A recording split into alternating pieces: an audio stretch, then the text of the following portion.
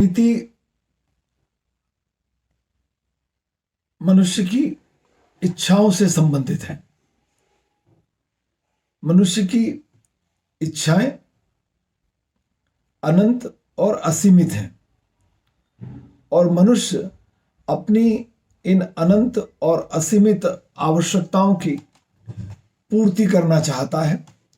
वह इनकी पूर्ति करने के लिए प्रयत्न करता है, परंतु व्यक्तिगत प्रयास से व्यक्ति की ये सभी आवश्यकताएं पूरा होना संभव नहीं होता।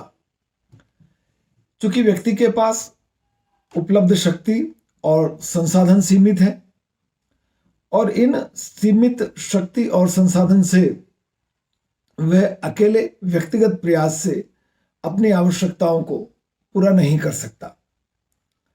आदिवासी और ग्रामीण समाजों में आवश्यकताओं के सीमित होने के कारण व्यक्तिगत प्रयास से अपनी सीमित आवश्यकताओं को पूरा करना संभव था। वर्तमान औद्योगिकृत, वैज्ञानिक, नगरीय समाज में हमारी आवश्यकताएं बड़ी हैं। एक ही प्रकार की आवश्यकता के अनेक विकल्प उपलब्ध हैं और इन आवश्यकताओं को अब अपने व्यक्तिगत प्रयासों से पूरा करना संभव नहीं है। तब व्यक्ति अपनी इन आवश्यकताओं को पूरा करने के लिए अन्य व्यक्तियों का सहयोग लेता है और अन्य व्यक्तियों की आवश्यकताओं को पूरा करने के लिए उन्हें सहयोग देता है और इस प्रक्रिया से व्यक्ति अपनी और अन्य व्यक्तियों की आवश्यकताओं को पूरा कर सकता है। यह सहयोग के माध्यम से आवश्यकताओं को जो पूरा करने का तरीका है, उसमें जिस संगठन की हम बात करते हैं वह संगठन समिति कहलाता है। मैकाइवर और पेज कहते हैं कि मनुष्य अपनी आवश्यकताओं को 3 प्रकार से पूरा कर सकता है। आवश्यकताओं को पूरा करने का तरीका यह है कि एक व्यक्ति अपनी आवश्यकताओं और इच्छाओं को बगैर दूसरों की सुविधाएं, दूसरों की स्वतंत्रताओं को ध्यान में रखे बगैर केवल अपने हित को ध्यान में रखकर यदि अपनी आवश्यकताओं को पूरा कर लेता है तो भी उसकी आवश्यकताएं पूरी हो जाती हैं, परंतु यह तरीका असामाजिक तरीका है। दूसरों की हितों, दूसरों की आवश्यकताओं को ध्यान में रखे बगैर अपने हितों और अपनी आवश्यकताओं को पूरा करना असभ्यता है, असामाजिकता है और यह तरीका मान्यता प्राप्त नहीं है।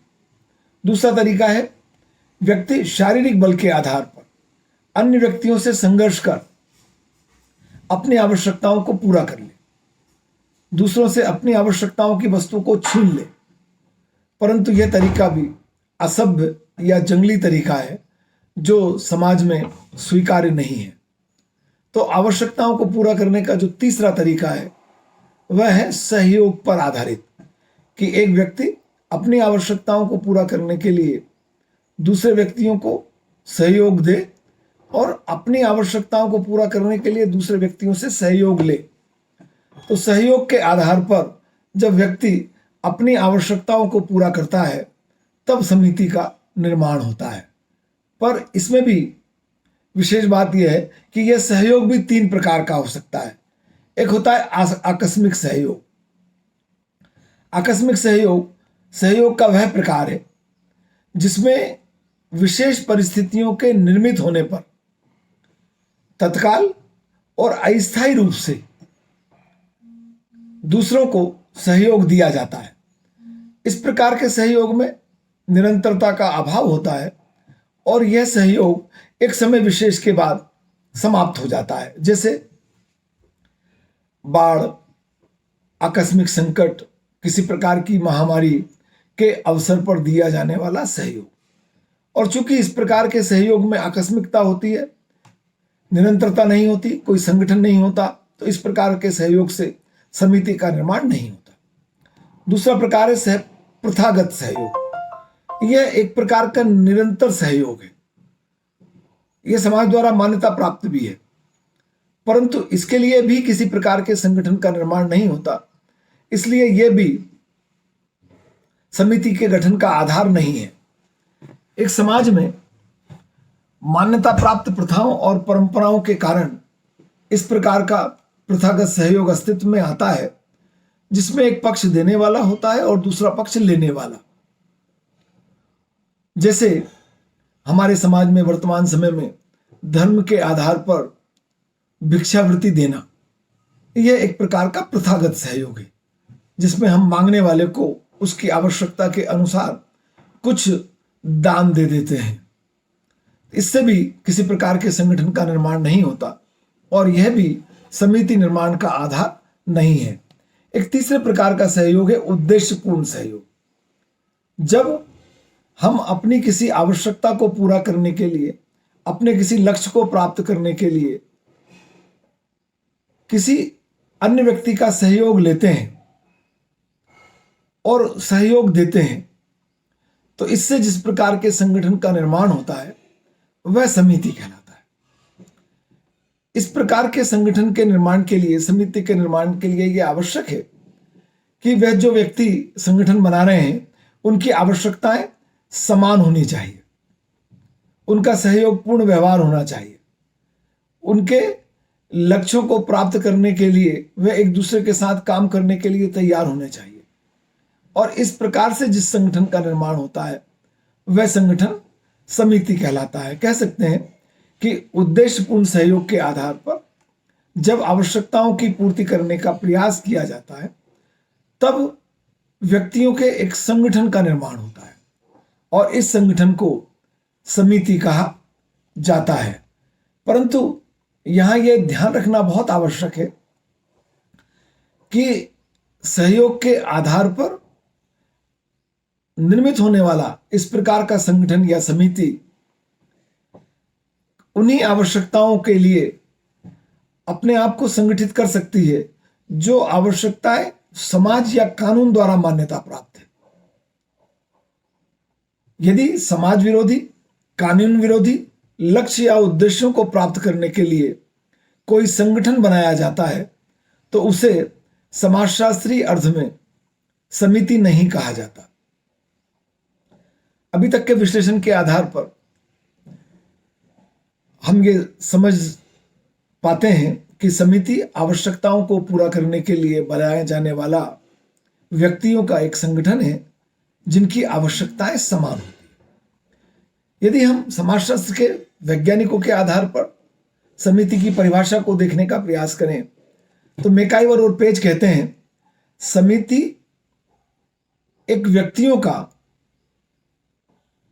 कोई भी वह समूह है जो किसी सामान्य उद्देश्य अथवा उद्देश्यों को प्राप्त करने के लिए संगठित होता है।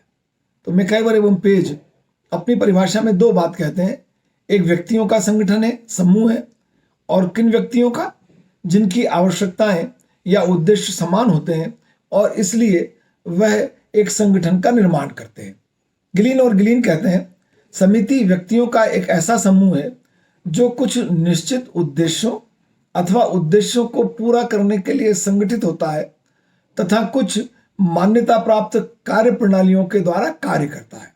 गिलीन और गिलीन इस परिभाषा में और थोड़ा विस्तार देते हैं कि समिति व्यक्तियों का समूह है, उन व्यक्तियों का समूह जिनकी आवश्यकताएं, उद्देश्य, लक्ष्य समान होते हैं, इसके लिए वे संगठित होते हैं, परंतु वो आगे कहते हैं कि कुछ मान्यता प्राप्त कार्य प्रणालियों के द्वारा ये अपना कार्य करते हैं, मतलब समाज द्वारा मान्यता प्राप्त तरीके से ही यह अपनी आवश्यकताओं को पूरा करने का प्रयास करते हैं। गिन्सबर्ग कहते हैं कि किसी निश्चित उद्देश्य या उद्देश्यों को पूरा करने के लिए जब कुछ व्यक्ति सहयोग के आधार पर एक संगठन की रचना करते हैं तब हम उसे समिति कहते हैं।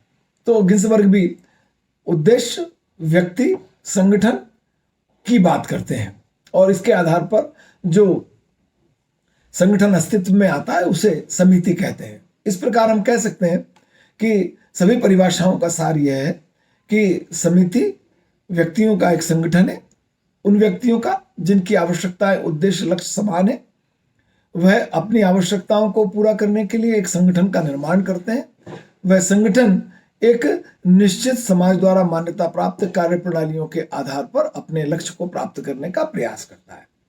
समिति का अगर हम परीक्षण करने का प्रयास करें कि कौन सा संगठन समिति है या नहीं, तो समिति के आधारभूत तत्व हैं: पहला, व्यक्तियों का समूह; दूसरा, एक या अधिक आवश्यकताओं को पूरा करने के लिए बनाया गया संगठन; और तीसरा है सहयोग के आधार पर आवश्यकताएं या लक्ष्य को प्राप्त करना। ये 3 समिति के आधारभूत तत्व हैं। समिति की अवधारणाओं को और अधिक स्पष्ट करने के लिए यह आवश्यक है कि हम समिति की विशेषताओं के बारे में भी चर्चा करें। समिति की विशेषताएं अगर देखने की कोशिश करेंगे तो अभी तक की चर्चाओं में जो आया, पहला, व्यक्तियों का एक समूह है। समिति व्यक्तियों का एक समूह है, उन व्यक्तियों का समूह जिनकी आवश्यकताएं, उद्देश्य या लक्ष्य समान है और वह इन आवश्यकताओं, उद्देश्यों और लक्ष्यों को प्राप्त करने के लिए एक दूसरे के साथ सहयोग करते हैं। दूसरी विशेषता, समिति के निश्चित उद्देश्य होते हैं। समिति की स्थापना के कोई एक या एक से अधिक उद्देश्य या लक्ष्य होते हैं और समिति के सदस्य इन उद्देश्यों को प्राप्त करने के लिए एक दूसरे के साथ सक्रिय सहयोग करते हैं। अगली विशेषता है विचारपूर्वक स्थापना। समिति की विचारपूर्वक स्थापना की जाती है। व्यक्ति अपने उद्देश्यों को प्राप्त करने के लिए विचारपूर्वक एक संगठन का निर्माण करते हैं, इसलिए समिति को विचारपूर्वक बनाया गया एक संगठन कहा जाता है। अगली विशेषता है समिति नियमों पर आधारित है। समिति नियमों पर आधारित एक संगठन है। समिति के संगठन के कुछ नियम हैं। कौन समिति का सदस्य हो सकता है, किस प्रकार समिति की सदस्यता ग्रहण कर सकता है, कब समिति की सदस्यता त्याग सकता है, आदि। इन नियमों का पालन करना समिति के सभी व्यक्तियों के लिए अनिवार्य होता है। सदस्यों द्वारा नियमों की अवहेलना करने पर उन्हें नियमानुसार दंडित किया जा सकता है या समिति की सदस्यता से बहिष्कृत किया जा सकता है। समिति के नियम सदैव समाज द्वारा मान्यता प्राप्त होते हैं। समिति के उद्देश्य और प्रकृति समय और स्थान के अनुसार भिन्न भिन्न हो सकती है, पर समिति के उद्देश्य, लक्ष्य समिति जो स्वीकार करती है वो समाज या कानून द्वारा मान्यता प्राप्त होने चाहिए। समिति की अगली विशेषता है ऐच्छिक सदस्यता। समिति की सदस्यता ऐच्छिक होती है। वह व्यक्ति समिति की सदस्यता ग्रहण करते हैं जिनकी आवश्यकताएं समान होती है। वे अपनी समान आवश्यकताओं को पूरा करने के लिए उस संगठन का सदस्य बनते हैं। वह कभी भी समिति के नियमानुसार उस समिति की सदस्यता को त्याग सकते हैं, या तो उनकी आवश्यकताएं वह आवश्यकता ना रहे जो समिति पूरा करने का प्रयास कर रही है, या वे किसी अन्य माध्यम से अपनी आवश्यकताओं को पूरा करना चाहते हैं। कारण कोई भी हो सकता है, वह समिति के नियमानुसार अपनी सदस्यता को त्याग सकते हैं। समिति की प्रकृति अस्थायी होती है। समिति एक अस्थायी प्रकृति का संगठन है। समान आवश्यकताओं को पूरा करने के लिए बनाया गया। सभी व्यक्तियों की जब आवश्यकताएं पूरी हो गई तो वह संगठन अपने आप समाप्त हो जाता है। दूसरे प्रकार से अभी जो हमने चर्चा की कि एक व्यक्ति समिति की सदस्यता त्याग सकता है, तो वो जब चाहे तब अपनी समिति की सदस्यता को छोड़ सकता है। तो समिति एक अस्थायी संगठन है जो अपने जो लक्ष्य हैं, उद्देश्य हैं, उनको पूरा करने के पश्चात समाप्त हो जाती है या भंग हो जाती है। पर यह भी संभव है कि समिति के वह जो सदस्य चाहें तो अपनी किसी नवीन आवश्यकता को ग्रहण कर अपने संगठन का अस्तित्व बनाए रख सकते हैं। तो समिति भंग भी हो सकती है या अपने अस्तित्व को बनाए भी रख सकती है। समिति के संबंध औपचारिक प्रकार के होते हैं। औपचारिक संबंध होते हैं, ये समिति की अगली विशेषता है। समिति का गठन एक या एक से अधिक उद्देश्यों को प्राप्त करने के लिए किया जाता है। इन उद्देश्यों को प्राप्त करने के लिए समिति के सदस्यों के मध्य प्रत्यक्ष संपर्क का होना आवश्यक नहीं है, इसलिए संबंध बहुत औपचारिक प्रकृति के होते हैं। समिति के सदस्यों के मध्य बहुत अधिक घनिष्ठता और निकटता नहीं पाई जाती। समिति एक मूर्त संगठन है। समिति का निर्माण व्यक्तियों के द्वारा किया जाता है और व्यक्तियों को देखा जा सकता है, इसलिए समिति भी मूर्त संगठन है। समिति की एक निश्चित संरचना होती है। समिति अपने उद्देश्यों को प्राप्त करने के लिए अपने सदस्यों के मध्य पद और भूमिकाएं निर्धारित करती है। समिति अपना कार्य संचालन करने के लिए अपने सदस्यों के मध्य में से अध्यक्ष, उपाध्यक्ष, सचिव, सहसचिव, कोषाध्यक्ष, निर्देशक मंडल के सदस्य आदि का चुनाव करती है। इनके अधिकार और कर्तव्य सुनिश्चित होते हैं। इस प्रकार समिति की एक निश्चित संरचना होती है। एक व्यक्ति एक साथ एक से अधिक और अनेक समितियों का सदस्य हो सकता है। व्यक्ति अपनी आवश्यकताओं को पूरा करने के लिए एक समय में एक से अधिक समितियों का सदस्य हो सकता है और विभिन्न समितियों के माध्यम से वह अपनी अलग अलग प्रकार की आवश्यकताओं को पूरा कर सकता है। समिति के सदस्य समिति के नियमों के प्रति जागरूक होते हैं। समिति के माध्यम से व्यक्ति अपनी आवश्यकताओं की पूर्ति करता है और इसलिए समिति के नियमों के प्रति समिति के सदस्यों का जागरूक होना आवश्यक है। समिति सहयोग पर आधारित एक संगठन है। समिति के सदस्य पारस्परिक सहयोग पर अपनी आवश्यकताओं को पूरा करते हैं, इसलिए यह पारस्परिक सहयोग पर आधारित एक संगठन है। यह सहयोग प्रत्यक्ष और अप्रत्यक्ष किसी भी प्रकार का हो सकता है, पर सहयोग का होना आवश्यक है। बगैर सहयोग के समिति अपने लक्ष्य को प्राप्त भी नहीं कर सकती और संगठित भी नहीं रह सकती।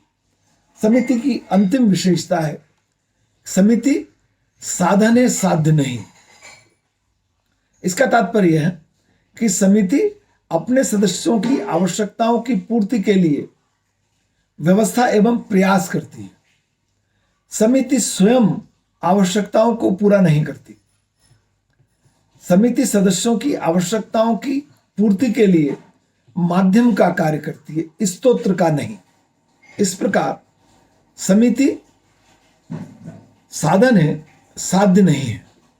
इस तरह हम समझ पाते हैं कि समिति वह संगठन है जो व्यक्तियों द्वारा अपनी समान प्रकार की आवश्यकताओं को पूरा करने के लिए गठित किया जाता है, बनाया जाता है। वह स्वेच्छा से उसके सदस्य होते हैं।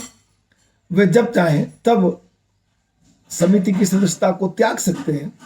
समिति जब चाहे तब अपने अस्तित्व को भंग भी कर सकती है, या वह अपनी सभी प्रकार की आवश्यकताओं को पूरा करने के बाद भी अपने अस्तित्व को बनाए रखने के लिए नई प्रकार की आवश्यकताओं को ग्रहण कर सकती है।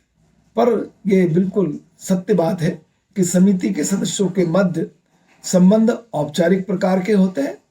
उनमें घनिष्ठता का अभाव होता है या कमी होती है। निरंतरता और निकटता संबंधों में नहीं पाई जाती। इन सब आधार पर अब हम इस बात का परीक्षण करने का प्रयास करेंगे कि हमारे समक्ष जो अनेक संगठन देखने में आते हैं, वह संगठन समिति है या नहीं।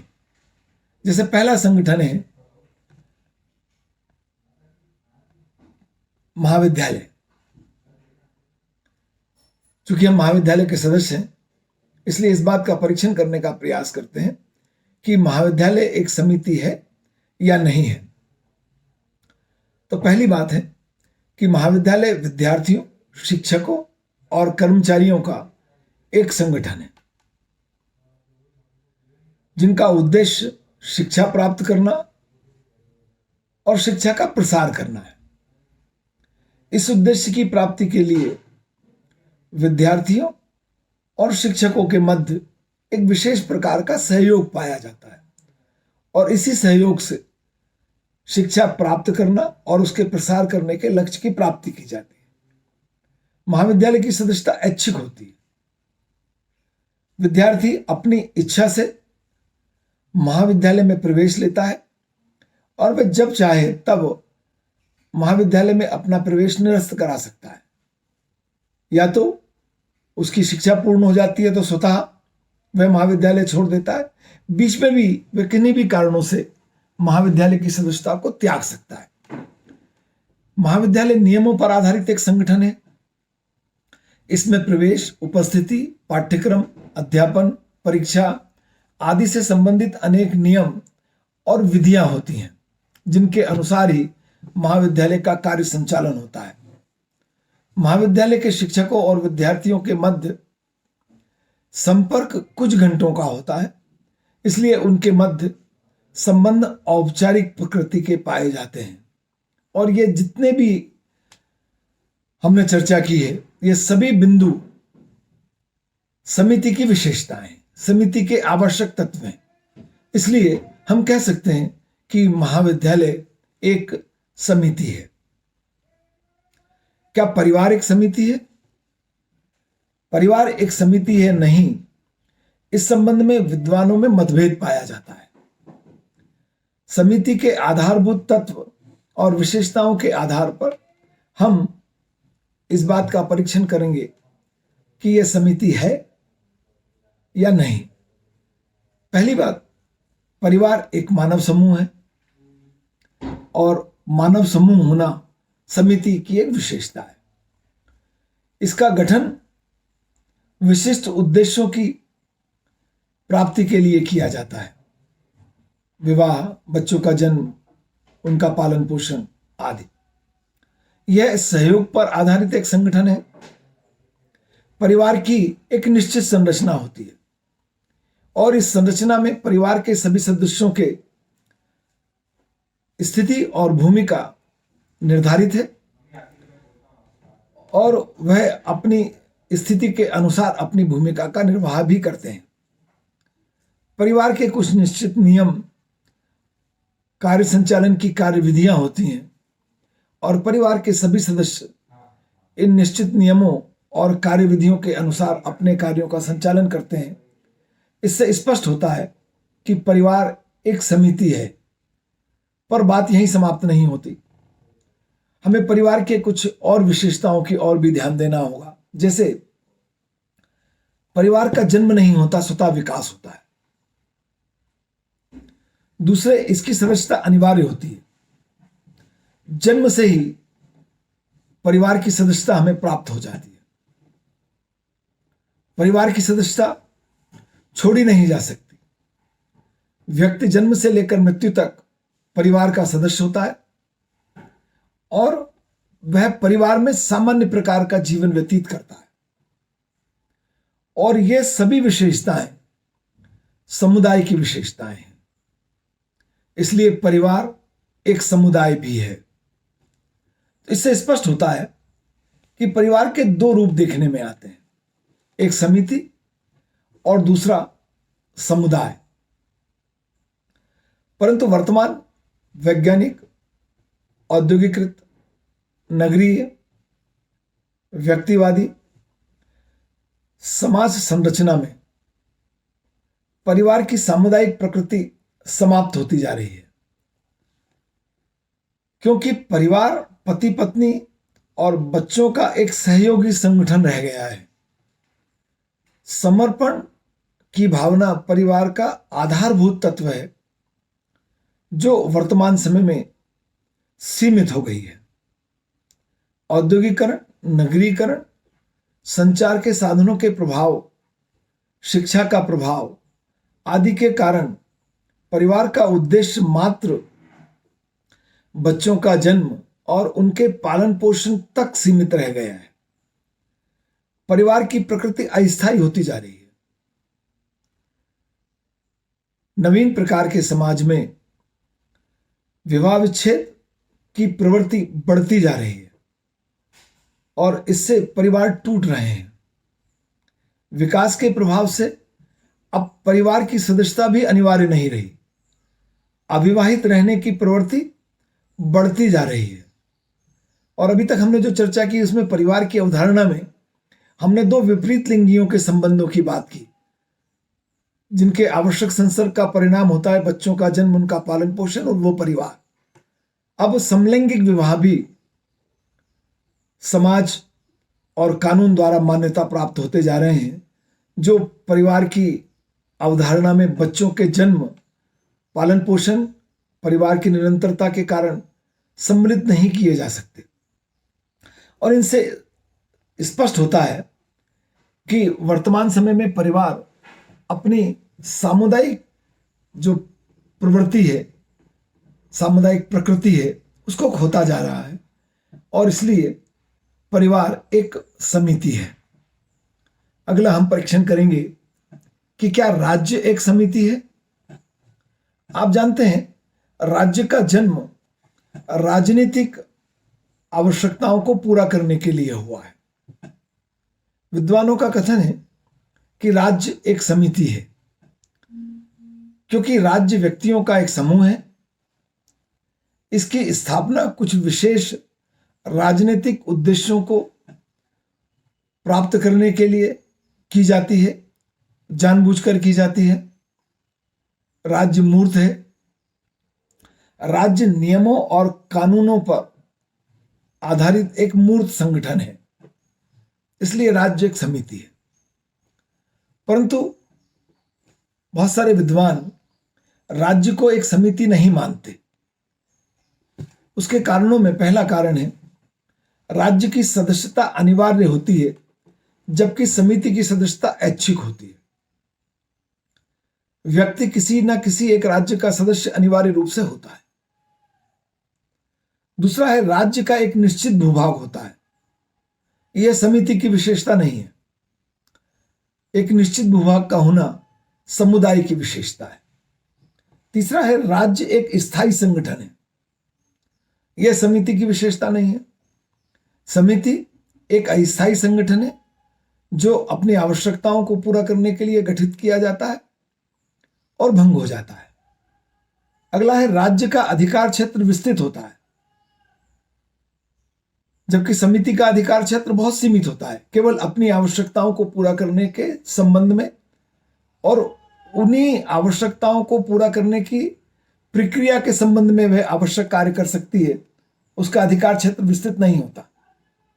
एक व्यक्ति किसी एक राज्य की सदस्यता ग्रहण कर सकता है, वह एक साथ एक से अधिक राज्यों का सदस्य नहीं हो सकता, जबकि एक समय में एक व्यक्ति एक से अधिक और अनेक समितियों का सदस्य हो सकता है जो उसकी आवश्यकताओं को पूरा करती हैं। इसलिए विद्वान राज्य को एक समिति के बजाय एक महासमिति मानते हैं, क्योंकि राज्य के अंदर अनेक समितियां होती हैं। अतः राज्य समितियों का एक महासंघ है। राज्य द्वारा समितियों की कार्यप्रणालियों का निर्धारण किया जाता है। राज्य व्यापक है। प्रत्येक व्यक्ति अनिवार्य रूप से किसी न किसी एक राज्य का सदस्य होता है। और अंतिम सबसे महत्वपूर्ण जो बात है वह है राज्य एक संप्रभुतापूर्ण संगठन है। उसे संप्रभुता प्राप्त है। उसे कोई निर्देश नहीं दे सकता, जबकि समिति को निर्देशित किया जाता है राज्य द्वारा। इस प्रकार हम कह सकते हैं कि राज्य एक महासमिति है। अभी तक की पूरी चर्चा में हमने ये जाना कि समिति व्यक्तियों का एक संगठन है जो अपनी आवश्यकताओं को पूरा करने के लिए व्यक्तियों द्वारा, समाज और कानून द्वारा निर्देशित ढंग से गठित किया जाता है और अपनी आवश्यकताओं को पूरा करने के पश्चात वह या तो भंग हो सकता है या नवीन आवश्यकताओं को ग्रहण कर अपने अस्तित्व को बनाए रख सकता है। बहुत धन्यवाद।